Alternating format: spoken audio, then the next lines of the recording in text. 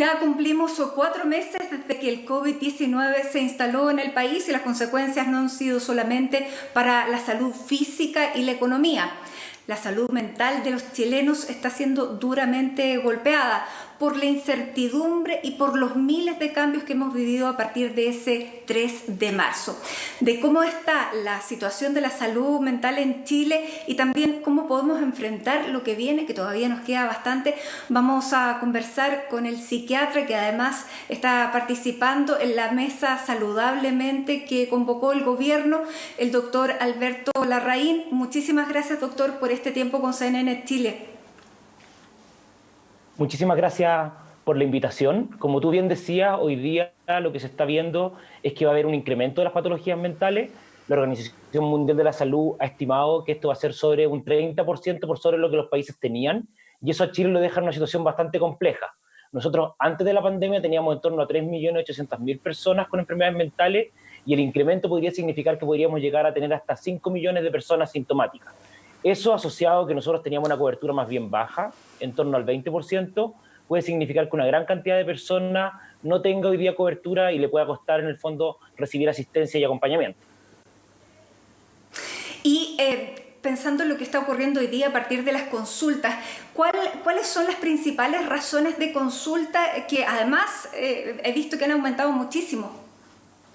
Las consultas han aumentado muchísimo y algunos de los reflejos que tenemos de ello, como se señalaba, tiene que ver con el aumento de la licencia médica. El último mes tuvimos un incremento de licencias médicas de casi un 25%, lo que hace que hoy día, por lejos, las enfermedades mentales sea la primera causa de enfermedad de los chilenos.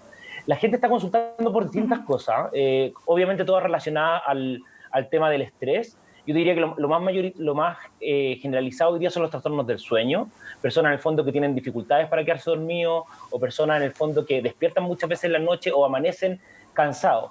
Pero también los cuadros ansiosos, personas en el fondo que, como dicen en buen chileno, andan como nerviosas, que están en todo momento preocupados y que incluso puede llegar a desencadenar ciertos cuadros de crisis de pánico, que en el fondo es la condición más compleja que esto puede llevar.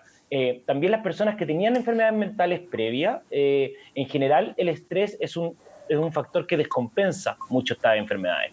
Entonces estamos teniendo una gran cantidad de consultas de personas que requieran adecuación de tratamiento o modificación de lo que estaban tomando. Pero también, por otro lado, el sistema ha ido quedándose corto con algunos fármacos, entonces gente que venía con tratamiento ha tenido que recibir ajustes de los remedios dado que no hay stock hoy día en el mercado. Claro, y eso también produce un desajuste en los tratamientos. Ahora, ¿cómo influye la incertidumbre en nuestra conducta? Y además, enfrentar la muerte tan cerca. Sí, la incertidumbre nos afecta muchísimo porque básicamente nosotros en el día a día tratamos de construir y de funcionar en base a las confianzas. Y eso se establece mediante rutina, mediante ciertos ritos que nos permiten disminuir nuestra angustia ante las situaciones que no controlamos. Hoy día, básicamente, la pandemia lo que hace es romper todos esos ritos, romper toda la rutina, y eso nos deja puestos o situados en el medio de de la nada. No tenemos claridad, por ejemplo, cuándo van a volver los colegios, no hay claridad en el fondo cuándo se pueden volver a los trabajos, o qué cosas se pueden programar o no se pueden programar. Entonces, eso va generando básicamente angustia. Y para poder enfrentar este tipo de cosas, básicamente lo que nosotros tenemos que hacer es poder ir estableciendo ciertas relaciones o ciertas acciones que nos permitan estar de alguna manera mejor, que son cosas que podemos hacer dentro de nuestros hogares o dentro de nuestros mismos grupos familiares, que nos permitan ir estableciendo como por ejemplo conductas. Como por ejemplo, para dárselo a la gente bien como receta de cocina.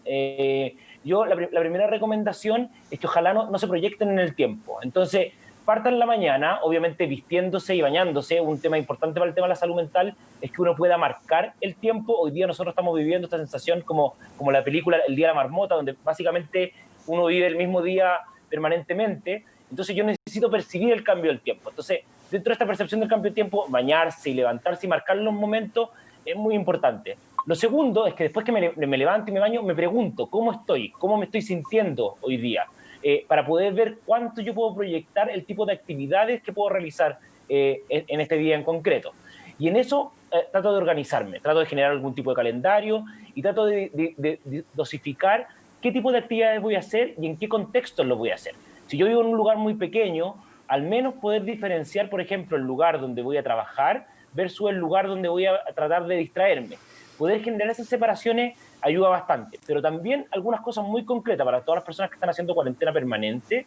Por ejemplo, lograr mover la mesa cerca de la ventana y poder ver cómo pasan las nubes o el cambio que hay de luz durante el día, me hace poder percibir que hay un cambio del tiempo y eso ayuda a disminuir mi angustia.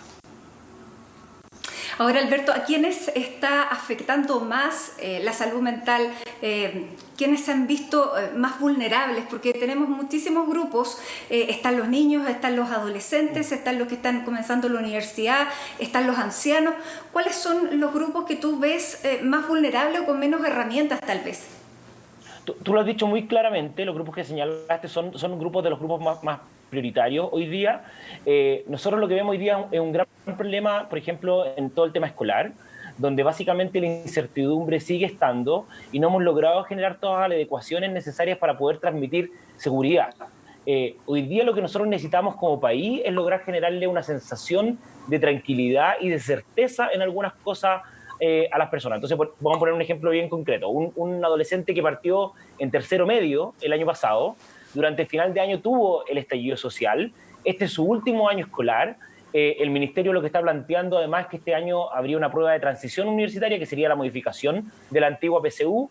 Entonces nosotros hoy día lo tenemos en una situación completamente irregular, pensando que va a tener que enfrentar una situación nueva. Lo que nosotros tenemos que hacer para ese adolescente es lograr establecerle ciertos mecanismos de seguridad. Por ejemplo, decirle, mira, este año el ingreso va a ser con las notas hasta tercero medio, o vamos a generar este mecanismo, lo que vamos a hacer es que este año no haya repitencia, tratar de generar ciertos mecanismos básicos que le permitan poder enfrentar la situación que está viviendo. Lo mismo pasa con el primer año de la gente que está en la universidad, que también el primer año que han tenido bastante irregular, donde además el cuarto medio que tuvieron fue cargado con estallido social. Ese es un grupo enorme y prioritario. Hay un segundo grupo muy importante que tiene que ver con las mujeres. Las mujeres hoy día están más sometidas al tema de violencia intrafamiliar. Hace pocos días hubo una marcha en Vicuña a raíz de una mujer que se suicidó a raíz de un tema de violencia intradomiciliaria. Y uno lo que ve y lo que dicen las cifras es que la violencia intrafamiliar y sobre todo la violencia contra la mujer va a subir en torno a un 30%. Y lamentablemente nosotros la estrategia que hemos establecido como país es una estrategia que todavía es deficiente. La evidencia lo que dice es que nosotros tenemos que ir a buscar a esas mujeres, buscarlas activamente, tratar de activar todas las redes comunitarias que nos permitan hacer pensar que alguna mujer puede estar en situación de violencia, pero el mecanismo del país sigue siendo que ella active mediante un teléfono o alguna denuncia un mecanismo de resguardo, y eso claramente es insuficiente para lo que se está haciendo. Y el tercer grupo más relevante, claro, que tú también lo señalaste, tiene que ver con las personas mayores. Son las personas mayores, perdón. Y tiene que ver con que las personas mayores tienen una doble condición de complejidad. La primera está dada en el fondo porque son el grupo que tiene más riesgo, y eso significa que están permanentemente pensando que si se contagian pueden tener un desenlace fatal. Pero también está dado porque la sociedad en general los ve como una situación de fragilidad. Entonces, hoy día los mensajes y todo lo que se está haciendo tiene que ver con poder cuidarlos a ellos, y no se les genera un espacio de reconocimiento, por ejemplo, de la vida que han tenido y el aprendizaje que podrían transmitir respecto a la resiliencia o el enfrentamiento de ciertas dificultades. Entonces, eso sumado a la soledad y al empobrecimiento, que es bastante estructural en las personas mayores, hacen que ellos tengan mayor riesgo de tener patologías psiquiátricas de manera importante. Claro, consultarles en vez de estar llamándolos para darles ánimo o para consolarlos o efectivamente decir qué mal lo estás pasando. Hay que aprovechar la experiencia. Lo último que te quiero preguntar, Alberto, y es una cosa que estamos viviendo todos los días, es la cantidad de fallecidos y no estamos pudiendo hacer los duelos. ¿Cómo se hace un duelo cuando uno no ha tenido ni siquiera la posibilidad de despedirse, de acompañar en los últimos momentos a un ser querido, y tampoco lo puede ir a despedir a un cementerio o hacerle la ceremonia que pensó que se merecía o con la que podía despedirlo, cerrar el ciclo? Tu pregunta es muy importante porque nosotros tenemos que ser capaces de canalizar el duelo y que poder canalizar la pena que estamos sintiendo. Una cosa en el fondo es que el virus no nos puede robar es nuestra capacidad en el fondo de manifestarle afecto a la persona que tuvimos. Y eso tiene que ser una despedida simbólica. Esa despedida simbólica puede ser de distintas maneras. Una muy simple, por ejemplo, puede ser escribirle una carta y compartirla con alguien. Puede ser que las personas que quisimos a esa persona nos juntemos y recordemos ciertas anécdotas de lo que está pasando. Puede ser que yo también haga un acto simbólico respecto a cosas que me recuerdan a él, preparar el plato que le gustaba, poner un retrato, incluso poder tener una planta en el fondo que yo la hago simbólicamente como si fuera parte de su presencia. Pero también puedo establecer con mi comunidad, con la familia con la que vivo, por ejemplo, que cuando pase todo esto, nosotros vamos a hacer el rito que nosotros habríamos querido para él, para ella, para poder despedirlo. Si nosotros hacemos este tipo de acciones, básicamente la angustia nos va a disminuir y lo que vamos a entender es que nosotros podemos compartir la pena que estamos viviendo y vamos a poder internalizarla de mucho mejor manera. Perfecto, doctor. Bueno, más de 9.000 familias son las que están viviendo este momento y por supuesto que esto permite y puede ser una ayuda para superar este momento tan difícil y lamentablemente se van a venir más. Muchísimas gracias por toda esta conversación, por la ayuda y por supuesto vamos a seguir en contacto porque nos interesa la salud mental de los chilenos que ya venía un poco a mal traer y con esto claramente recibe un golpe mayor. Así que muchísimas gracias por todo, Alberto. Muchísimas gracias a ustedes. Bueno, y con estas herramientas que a través de esta conversación les hemos querido transmitir, nos despedimos. Sigan en la sintonía de CNN Chile.